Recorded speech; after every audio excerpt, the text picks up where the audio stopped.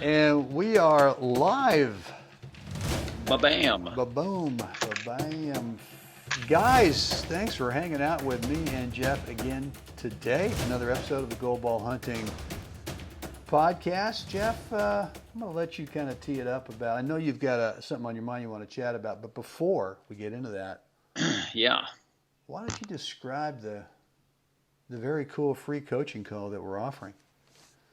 Well, we are offering a very cool free coaching call.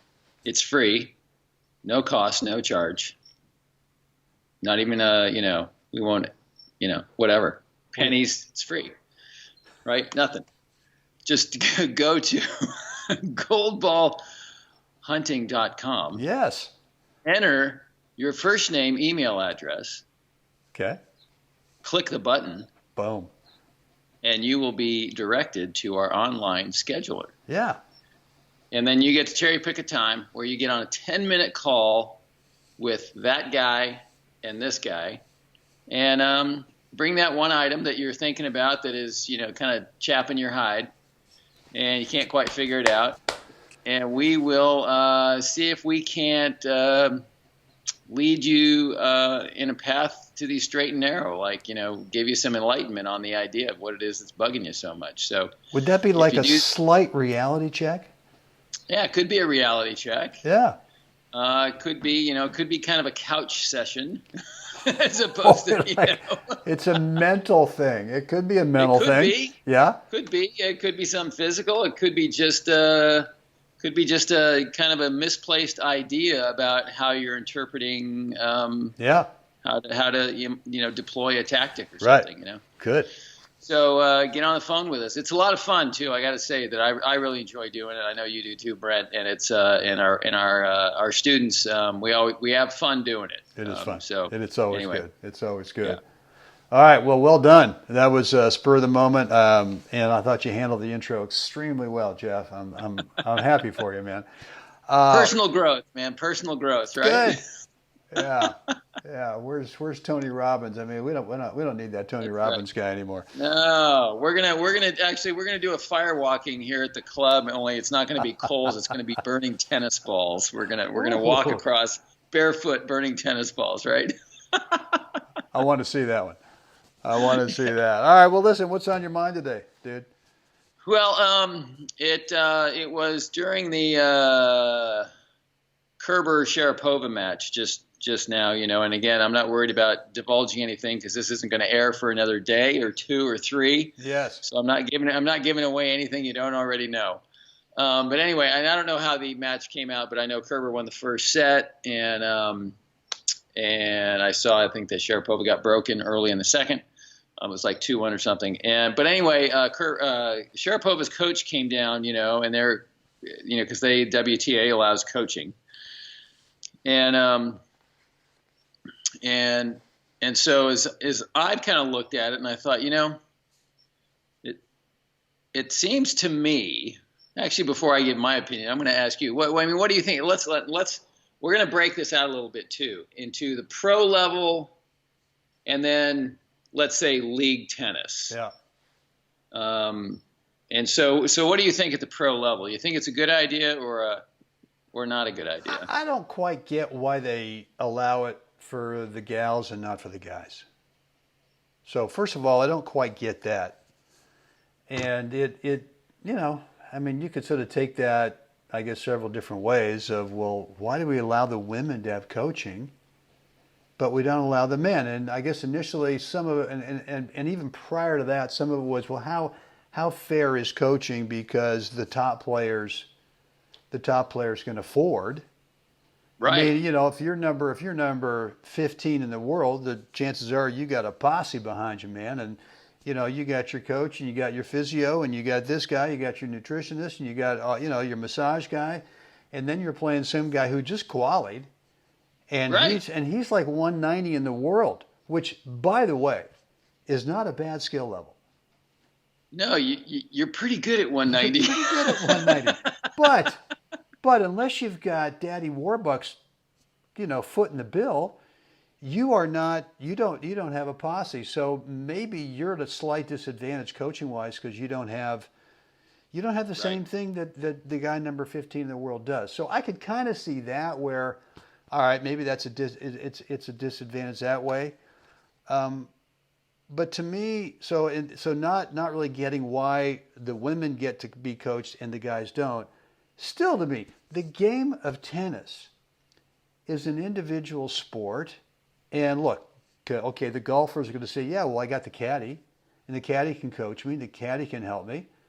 Well, that's golf. That's different. Right. It's not the same thing. It's an individual sport. I get it, but it's different. So I just have always felt like tennis it's a sport that you got to figure out on your own. You just kind of have to. And I think that's one of the skills that the better players have figured out. Either they just sort of have that in their DNA. They just can kind of look at a situation, forget about the stress, forget about this and that, and be able to look at it and analyze it and go, who's doing what to whom? And be able to make an adjustment if needed, where other players could use a coach at that moment to sort of help them go, dude, have you noticed? And the guy goes, oh. So I guess that doesn't really answer your question. He's left-handed. Yeah, and I keep lobbing over what I think is his backhand.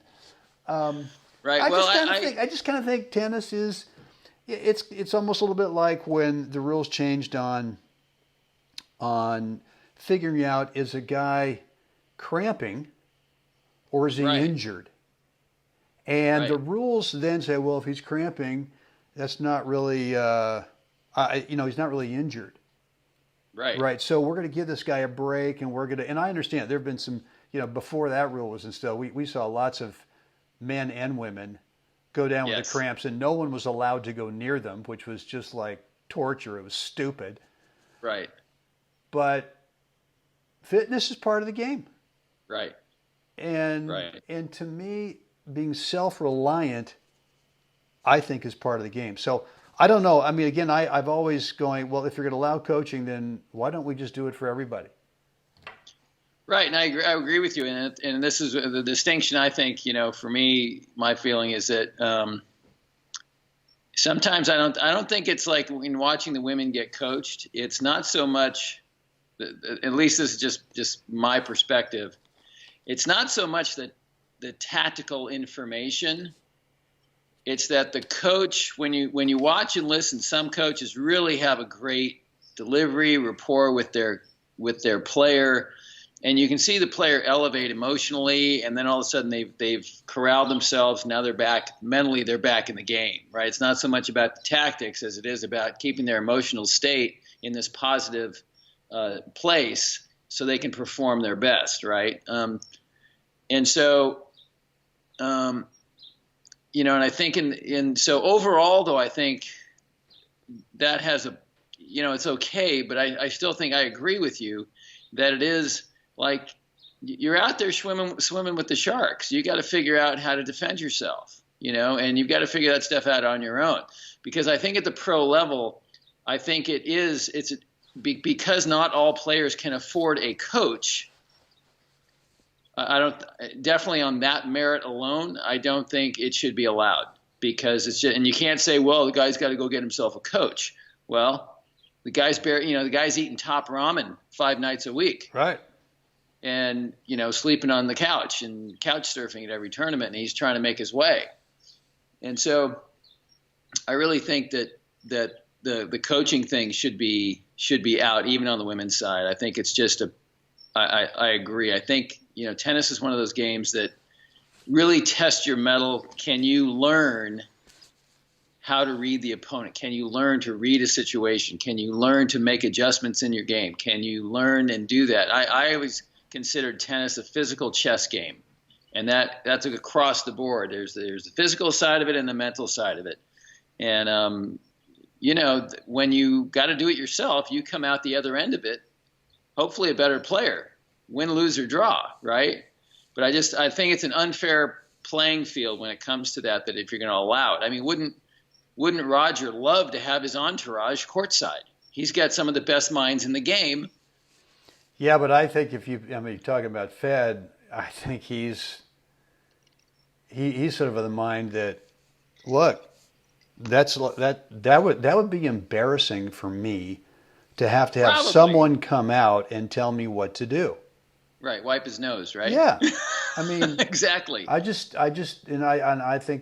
that's kind of Fed's deal on the Right. coaching is that, and I just also wonder too. I mean, I look at some of these other countries outside of the U.S. that produce players that seem to be a little bit more where the players come out a little bit more, I think, kind of self-reliant and Yeah. a little mentally just tougher and stronger. And I mean, there are always exceptions, but I just wonder, and I'm just talking, off the top of my head here, whether I don't have any data to prove it, but I just wonder if some of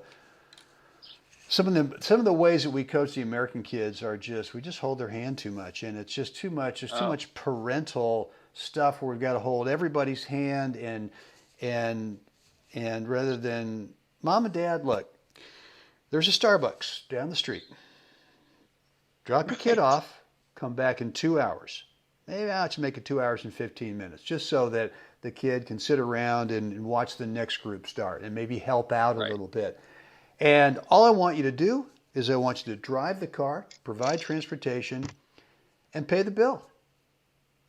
And that's it. And let the kid know that this is their sport, not yours, theirs. And I wonder if that's kind of the difference between the juniors in this country and the juniors elsewhere, where the parents in, you know, Latvia Right. are it's like a ticket out, man. I mean, not that Latvia is a horrible Right. place to be, but I just think that I think the coaching thing is I don't like it. I really don't like it. Right. I mean, to be honest with you, and I just think that if we're going to do it for one, we got to do it for both. But my vote would be don't do it. Don't do Right. it because the better players, I think, will separate. And I think at that level, we were talking about the number 15 guy, the guy ranked number 190 in the world. Well, maybe the difference between those two guys, not athletic ability, not training, not the amount of tennis balls they've hit, not fitness, mostly not mental, but there is that missing piece with the 190 guy who can't figure this thing out on the fly on his own.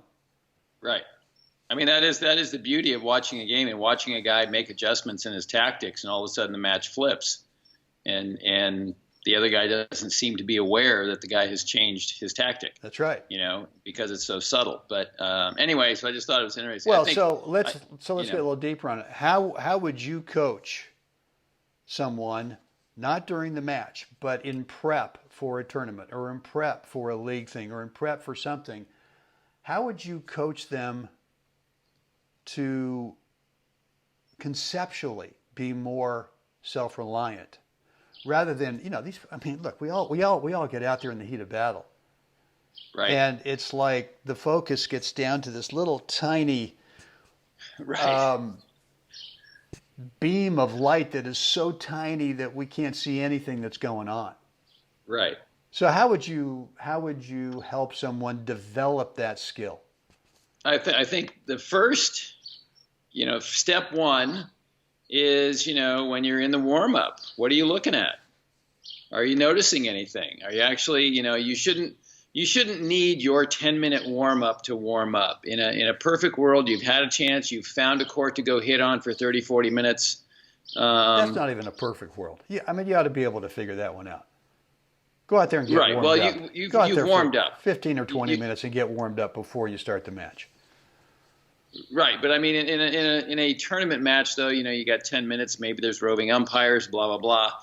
So hopefully you can use that No, no, 10 I'm, minutes. I'm talking about. I'm not talking about where they've given you the tennis balls and the tournament director or the league guy says you guys are on court 17. 5-minute warm up. No, I'm talking about you mentioned a perfect world. You get out there before you actually are assigned to a court, and you find a practice partner and Right. you do a little warm up. So you're right. I mean, that the little 5-minute or 10-minute warm up period that they give you for the match, is not literally the time that you want to be loosening up and getting your muscles warmed up and ready to Right. go. You should. I mean, that was also one of the biggest lessons of learning from Rich Anderson at my junior college days. Was he was very adamant about the fact that, listen, when you go to the desk and they hand you the balls, you should be able to walk out to the court and start serving. You should be able to walk out to the court, start the match. We don't want to rely on that 5 or 10 minutes as part of the warm-up. And all of us took it very seriously, and it was one of the best lessons, tools out there. So anyway, so getting back to it, I think that would be my first. Is be observant of what's happening on the other side of the net rather than kind of thinking, oh, gee, I don't have my forehand today. What am I going to do? Right. Like, what side do they look like they're gravitating toward? This guy looks like he wants to hit forehands all day. Okay. This guy looks, and he's got kind of a one-handed, kind of choppy backhand. Okay. Let's not make any emotional, oh my God, he's got this really wicked spin and blah, blah, blah. Then you build a story around it, and we haven't even started yet, right? We're looking at it to kind of go, what is this guy doing that looks like I could get it to break down if I really kind of poked at it enough, right? Right. The guy gets up to net or the gal gets up to net, and I notice, they seem to make some slight grip adjustments when they're going backhand forehand. Hello? That's massive. Massive. I always take note of that. And let me tell you, even at the national level, guys that have played, 5-0 ball, these 5-0 players in the handful of 5-0 matches that I've played where I'm playing younger guys, 35 years old and such, and I'm watching them and going, how is it possible this 5-0 plus player is switching his grips on the volley? And I look at it and I'm talking to John, whoever I'm playing with, and go, listen, he's our relief valve. We get into trouble with a ground stroke, straight at the belly button. Go at him. Make him, again, just like we talk about going at him on the ground strokes to make the guy use his footwork to get out of the way of the ball and create space. On the volley, you got half as much time. So let's test his grip shifting and see if we can't come up with some ducks then that he delivers, right? So my first advice would be, you got to become an observer of your opponents, and what are those things that, what looks kind of goofy, what looks, wow, the swing path on his forehand is huge. Well, okay, so if I can generate a little bit of pace into that side, not hyper accurate lines, but can I generate 2 or 3 in a row, heavy, into that side? Does he start to come up a little bit late? Does he start to look like he starts to kind of jump at the ball a little bit because he just can't generate the huge swing, right? So there's all kinds of things to look for, but the first thing is just simply to educate yourself in being observant and looking at things that maybe just don't look right. Yeah. Well, look, and what's to say that you can't do a little recon on this guy or this gal or this team that you're about to play, and go ask around and go see, hey, have you played these guys before? And we played them 6 months ago. Oh, anything, and they might say, well, this or that. Well, in the warm up, you can start looking for that. You can kind of get a confirmation going. Yeah. Oh yeah. Okay. I see. Yeah. But that doesn't always guarantee. I mean, the warm up just by looking at stroke technique doesn't always guarantee that once the match starts, that if you think you found a weakness, that it actually is. It actually could be the stroke technique, according to the theory of tennis, isn't looking right. Right. But oh my gosh, he hasn't missed one now in the first 4 games. Huh. Right. So that that opponent has figured out how to use whatever hybridized stroke technique he's got. Right. And that's what I'm saying. I'm not necessarily saying that it automatically means that, but does the technique though restrict a certain response? Let's say where in the strike zone are they making contact? He seems to do really great the waist down. I start to get the ball up in the shoulders, up in there. Wow, he's I notice he sprays the ball. He seems to come maybe on shorter balls too. Maybe little shorter balls. He comes in and continues to hold that semi to full Western forehand grip, and tries to get the ball up and down. Well, Okay, now here we go. Right. So I think, but it's just step one. Is is first, can you, build that skill set of observing.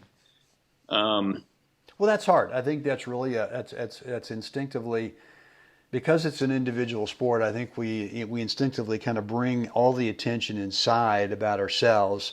How are we feeling? How are we hitting the ball? Blah blah Right. blah. As opposed to, like you're saying, start to figure out and solve that question: who's doing what to whom? And Right. if you can do that, and initially you kind of get a game plan based on the answer, that's great. You may have to make an adjustment later on during the match. That's fine too, because who knows? This guy or gal over there might have half a brain and decide, this guy over there's figured me out. I got to do something different. Right. Now, the other side of that coin too is, as much as a goofy stroke, a player has figured out how to use it effectively, efficiently, and it doesn't break down. I can tell you honestly, I've gotten my ass kicked in the warm-up over and over again, where the guy just looked like, what is he doing in this tournament? And then once we actually get into playing, the guy kind of disappears. All of a sudden, he's not stinging the ball so hard. He seems to be a little bit, he seems to be gripping the white knuckle in the racket a little bit. But in the warm-up, the guy was flawless, So, we can't allow ourselves to be, like overly emotionally affected by the warm-up. But we do have to be observant and kind of, learn that skill set. And then once you do that, then when you're playing, you can actually then you have some data to try and, do some recon on to figure out a new tactic if you need to go there. Yeah, that's a good point. There have been times in the warm-up where you kind of go, wow, this guy should be in the tour. What's he doing here? Right. And I know he's 70 years old, but wow. Yeah. It's like, how is it possible this guy hasn't won a gold ball yet, That's right. Oh, after a couple of games you go, okay, I got it. So, yeah, I get it. Well, listen, so the original thing that you were, and the original question you asked me, what's my thought on coaching? Yeah. So did you answer the same question? I mean, are you all for it in terms of how we've got it set up now? I don't think there should be coaching. I don't think it should be coaching in the women's game either. Yeah. I think, like I said, I think it's well, what about in college? Individuals. I mean, high school and college, you can do it. I think, that's a learning platform. You're in a, you know what I mean? I mean, the guys are playing events on the weekends. You're playing junior tennis. High school ball is a team sport, and you have a coach, and I get that, because everybody has the opportunity to get coached, right? There's a coach, assistant coaches, whatever, however the high school does it, and every match the coach has the opportunity to go out there and do that and coach. It's not, nobody is left hung out to dry to not hear a word of wisdom. So I see that a little differently. I see it as a platform for learning. And college game, I see it as well, that every player, every match out there has the opportunity to have their coach, their actual coach, help them out. But I think once but it doesn't happen on the weekends. They're out playing a small pro event. That's where you start testing your ability to. Yeah, but I mean, I think if you talk about college players, what percentage of those players, D1, D2, D3, NAIA, all of the different conferences, what percentage of those players will ever make enough money on the tour to be able to make a living at it? I mean, it's a tiny percentage. Right. And I just kind of feel like, I asked Peter Wright over at Cal recently, saw him at the Berkeley Tennis Club, and I just asked him, I said, what do you think about, the fact that you can coach during matches? And I said, kind of what's the percentage of your kids that actually, I think it was like, that actually deploy what you've told them to do? What percentage actually, need it? And what percentage just, are fine on their own? I mean, and I can't remember what the numbers were. And he was telling me, well, these kids over here, I mean, they're totally self-reliant. In fact, sometimes I feel like I shouldn't say anything because I don't want to. Right. I don't want to get inside their head because they're doing just fine. Even if they're losing, sometimes it can make it worse. But like this kid over here, I just tell him whatever I tell him, he does it. And I said, well, what's that guy going to do once he's out of college? And look, the chances are he's not going to make money in the tour, but he might go play some minor league stuff. But let's say the guy wants to use tennis as his hobby for the rest of his life. Do you feel a responsibility to help all of your kids be able to become self-reliant as players? And he just said, you know what? I think I got to go. Because, look, the college coaches, their livelihood could depend on how successful their programs are. Right. In terms of, are they still going to be there next year? So it's kind of a catch-22, I think, for them, or it's a dilemma. I think so, but at some point though, it's to have somebody there. I always liked having Rich there. Oh, hey, look, in the World Cups thing and the senior thing, the rules say that you can have a teammate sit on the bench with you, and you can't be coaching during the points, but you can coach on side changes. Right. And I like that. I really like that. I just. But I guess that's what I'm getting at, is that I think in the college arena, the high school arena, you're in a learning institution and you're playing a sport for that team or whatever, and I just see it differently than that. I don't see it as necessarily hobbling the guy, but he's learning as he's going along, and hopefully let's be real here. What's the percentage of our listeners, our viewers, our goal ball hunters that played college ball? Right. I don't think it's very high. I think it's probably real. So what I'm saying is our folks have never had the opportunity to be coached during a league match, to be coached during a tournament, to be coached obviously during high school. A lot of our guys never really played much junior tennis at all. Right. And so I think one of our jobs is to help them answer the question, who's doing what to whom. Right. Agreed. And teach them how to be able to answer that question before the match. Here's potentially what could be happening with that question. And then what is actually happening during the match, whether it's singles or doubles. And boy, it's a tricky one. Yeah. So listen, guys. Yeah. With that said, let's get on a 10-minute coaching call. It's free. And maybe there's some match that you had recently, whether it's singles, whether it's doubles, where you couldn't figure out who was doing what to whom. And then you came off the court and someone says, well, did you notice that opponent was doing this? And you go, no. Well, everyone else up here in the deck saw it as plain as day. Right. Oh. That's right. So get on the coaching call with it's 10 minutes. It's free. It's private. It's a 3-way conference call. And Jeff and I will kind of help you, put you on that path to start becoming more self-reliant, more observant, more aware of what's going on. And so you can start answering that question, who's doing what to whom. The way to do that, go over to goalballhunting.com, drop in a first name, an email address, click the button, and you'll get access to our online calendar scheduler, where you can pick just the perfect day and the perfect time for you. And it may be inconvenient for us, but it doesn't matter because this is all about you. Totally. All right. Jeff, what would we like to find folks to do at this moment right now?